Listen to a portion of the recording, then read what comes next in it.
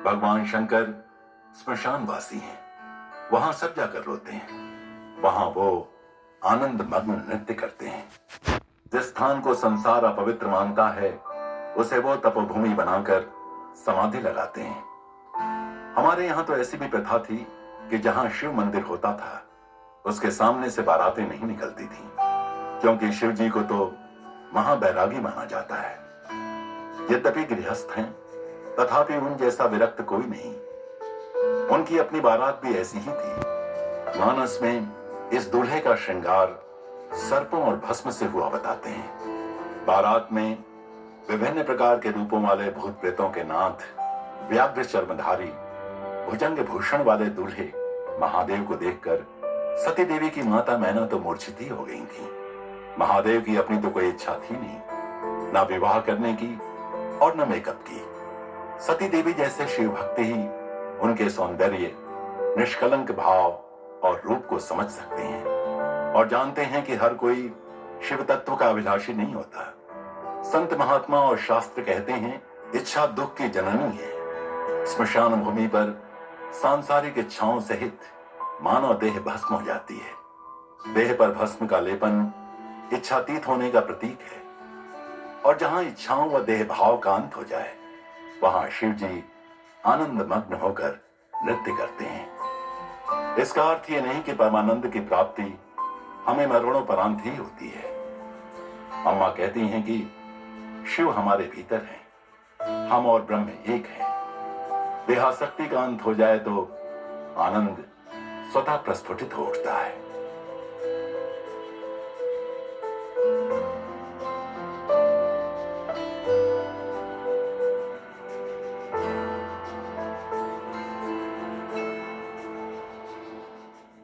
प्रेम स्वरूपी, आत्म स्वरूपी आप सबको नमस्कार। ആണുന്നപത്തോടെ ജീവിക്കുക, കർമ്മം ചെയ്യുക.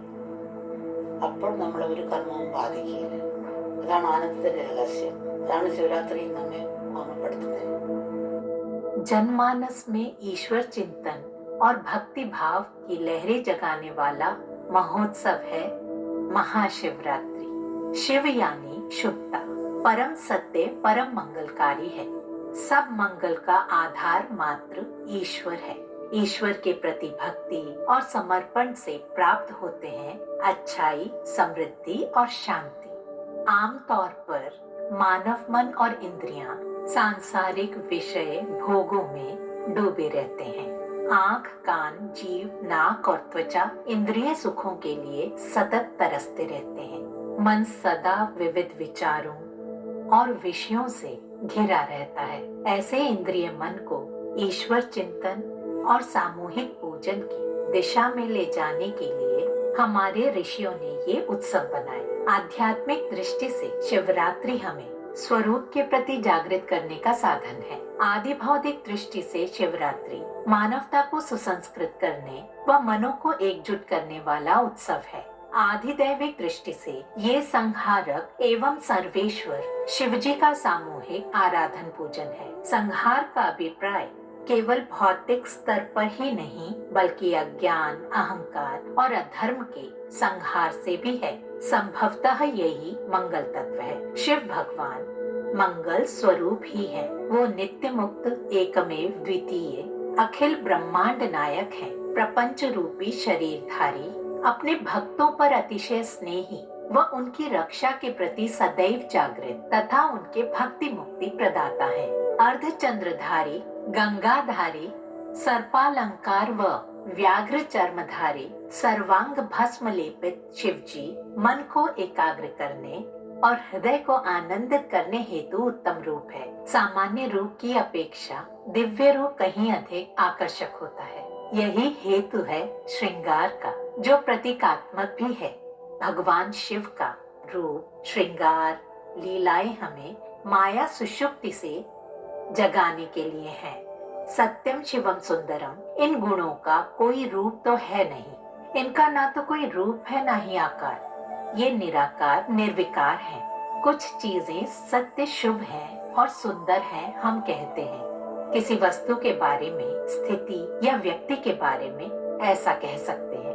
वास्तविकता यही है कि इन गुणों का सत्य शब्दातीत है। उदाहरण के लिए, जब मैं तुमसे प्यार करता हूँ कहते हो तो क्या तुम्हारे प्रेम की भावना को कोई रूप होता है?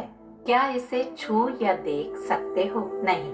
क्या हम किसी व्यक्ति के शरीर और सुंदर रूप मात्र से प्रेम करते हैं? नहीं। अर्थात प्रेम पूरी तरह शब्दों में व्यक्त न हो पाने वाली अनुभूति का नाम है। ये उस व्यक्ति के शरीर या शारीरिक सौंदर्य तक सीमित नहीं, उससे परे भी एक भावना है। किसी में हमें सौंदर्य न दिखे पर किसी और को दिख सकता है। कुरूपता में भी सौंदर्य दिख सकता है। किसी वस्तु को नकारा नहीं जा सकता, क्योंकि जगत शिव है। अच्छे और बुरे, सत्य असत्य, सौंदर्य कुरूपता से अतीत है एक अद्वितीय आत्मसत्ता। ये अनंतता शिव तत्व है। शिव की पूजा करते हैं तो मानो वैराग्य की पूजा करते हैं। आदि मध्य अंत से विहीन आत्म चैतन्य का प्रतीक है निस्संगता।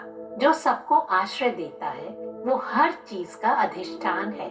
सामान्य व्यक्ति देश काल की ससीमताओं से सीमित है। शिव कालातीत है, काल का काल है। कालातीत काल है शिव, जो देश काल की ससीमताओं से परे परमात्मा बोध में स्थित है। काल के कारण जन्म, आयु और मृत्यु के विचार आते हैं। काल के बोध के परे जो आत्मबोध जागृत हो वो है शिव। नित्य जागृत बोध शिव तत्व है। बोध सहित कर्म करें तो कोई कर्म फल प्रभावित नहीं करेगा। आनंद के इस रहस्य की हमें याद दिलाती है शिवरात्रि।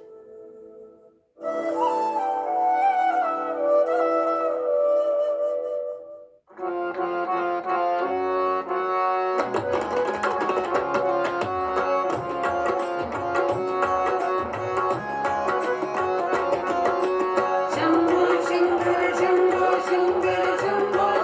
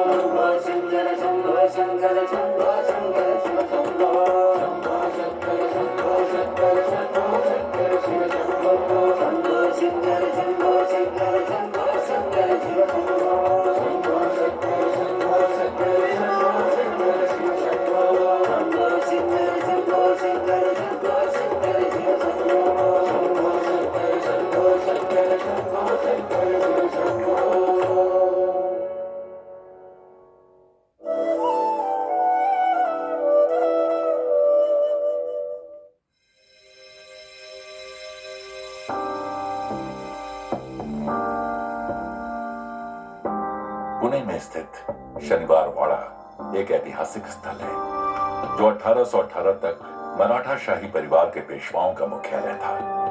1828 में एक हादसे में इसका अधिकांश हिस्सा जल गया, लेकिन जो बचा उसे ऐतिहासिक स्मारक के रूप में संरक्षित किया गया है। इसका मुख्य द्वार, जिसे दिल्ली दरवाजा कहा जाता है, दिल्ली की ओर मुख करता है।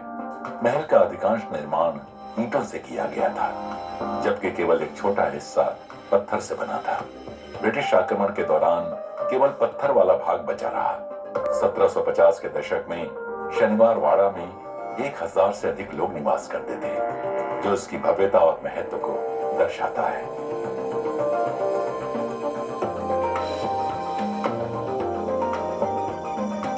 महाराष्ट्र में स्थित कार्ला गुफाएं प्राचीन बौद्ध मठों, मूर्तियों और नक्काशी का खजाना है। ये गुफाएं विशाल चट्टानों में तराशी गई हैं और इनमें मंदिर, शिक्षा केंद्र और प्रकृति की सुंदरता का अद्भुत मिश्रण देखने को मिलता है।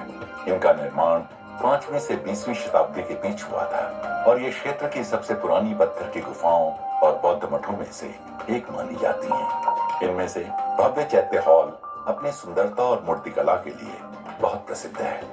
आज शोधकर्ता और पर्यटक कार्ला गुफाओं में अमूल्य मूर्तियों और समृद्ध विरासत को देखने के लिए आते हैं।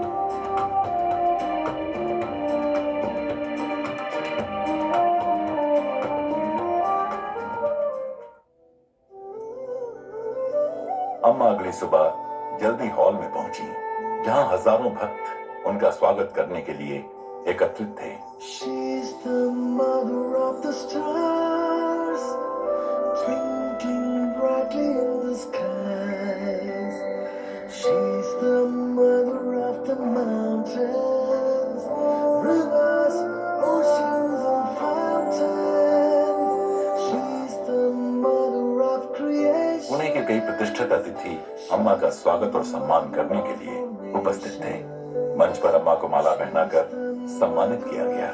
उपस्थित गणमान्य व्यक्तियों में संसद सदस्य श्री श्रीरंग बारणे, पद्म भूषण डॉक्टर विजय पांडुरंग भाटकर और महाराष्ट्र के मुख्यमंत्री की सलाहकार श्रीमती श्वेता शालिनी शामिल थे। फिर अम्मा ने अमृत श्री स्वयं सहायता समूह की महिलाओं को साड़ियां वितरित की। साथ ही अम्मा ने उन्हें उनकी छोटी छोटी व्यावसायिक गतिविधियां शुरू करने के लिए प्रारंभिक पूंजी भी दी। कई जगहों पर देखा गया है कि इन महिलाओं ने स्टार्टअप शुरू किए और लाभ से अन्य महिलाओं को व्यवसाय स्थापित करने में सहायता की।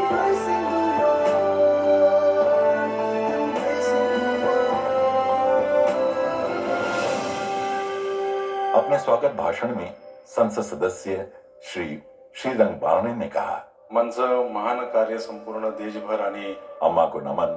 पिछले कुछ दशकों से अम्मा पुणे में अपने भक्तों को आशीर्वाद देने आ रही हैं। अम्मा के कार्य स्वयं दुनिया के लिए संदेश है। अम्मा के नेतृत्व में ऐसे प्रोजेक्ट्स जिनमें वर्षों लगते हैं, बहुत तेजी से पूरे हो जाते हैं। अम्मा देश भर में कई मानवीय परियोजनाओं को क्रियान्वित कर रही हैं, जिनमें निराश्रित महिलाओं को पेंशन प्रदान करना भी शामिल है।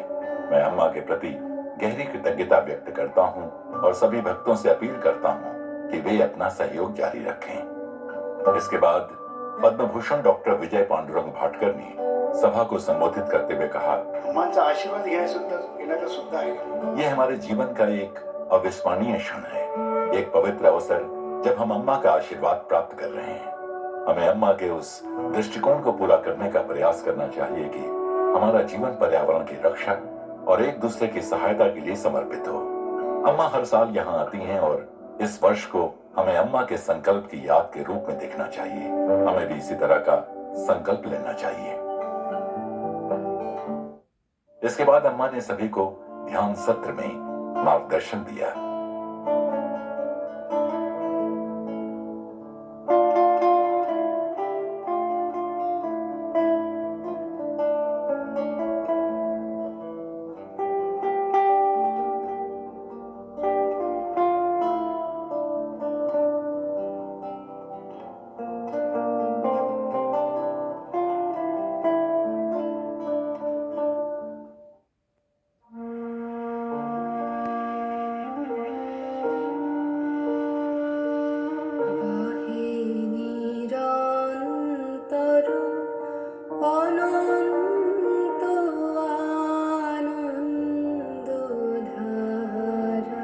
इसके बाद अम्मा ने वहां एकत्रित हजारों लोगों को दर्शन देना शुरू किया। अम्मा के दर्शन की शक्ति को शब्दों में बयान नहीं किया जा सकता। हर व्यक्ति का अम्मा के साथ अपना अनूठा अनुभव होता है। ये ऐसा लगता है जैसे वो पहली बार किसी के साथ एक सच्चा संबंध स्थापित कर रहा हो। उसी क्षण एक सहज और अनोखा अनुभव सामने आता है।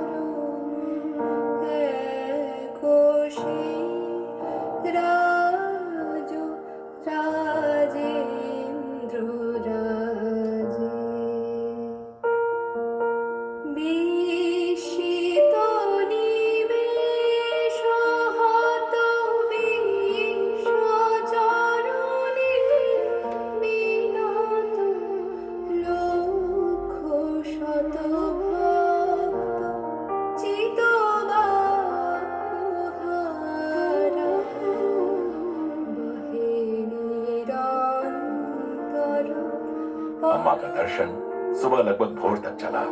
कुछ घंटों बाद अम्मा फिर से कार्यक्रम के लिए मंच पर आने वाली थी। पुणे के भक्तों को अम्मा के प्रेम की नदी में एक और दिन डूबने का अवसर मिला।